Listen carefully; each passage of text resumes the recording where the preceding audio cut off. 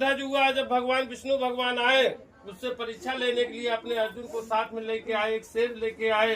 अब बोलते हैं संकल्प करवाते, पहले संकल्प होता था, ब्राह्मण जाते थे राजा से संकल्प कराते। जब संकल्प आदमी कर दिया कि जैसे नहीं पंडित जी कहते हैं संकल्प करो, संकल्प मतलब जो दान दे दिए, अब वो दान दे दिए उसको कभी नहीं ले सकती, उसको तिरवाचा बोलते हैं, एक उषा रखा के ले लेते हैं। तो तुम्हारे परिवार में जीवन में कोई उस जगह कोई ये करने नहीं खा सकता, वो तुम्हारे लिए जीवन का अगर खा भी लिए गलती से तो बहुत बड़ा धुआं होता है। तिरवाचा लेके जैसे ही राजा ने तिरवाचा दिया तब भगवान कहते हैं, हे बनिया, हे राजन, मुझे आपका रानी का जान है, मेरा पुत्र है, पहले मैं पुत्र से पूछता हूँ।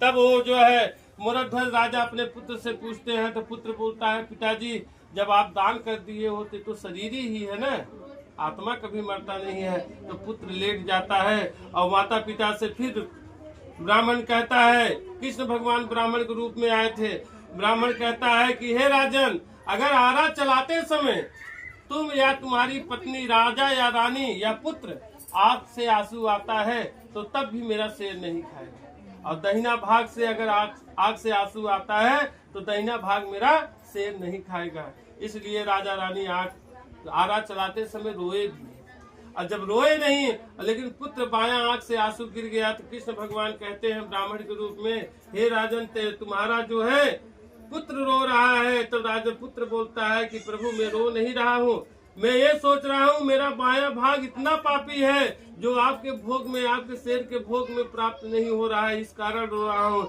जब शेर को सामने दिया गया, शेर खा लिया, तब उस समय जो है राजा कहते हैं कि हे महाराज, जिस तरह आपने हमारे साथ किए हो इस तरह कभी कलयुग में मत करना। नहीं, पुत्र मोही इतना आदमी होता है कि तुम्हारा जीवन ही भगवान नहीं समझेंगे, दौड़ा लेंगे गंगा से।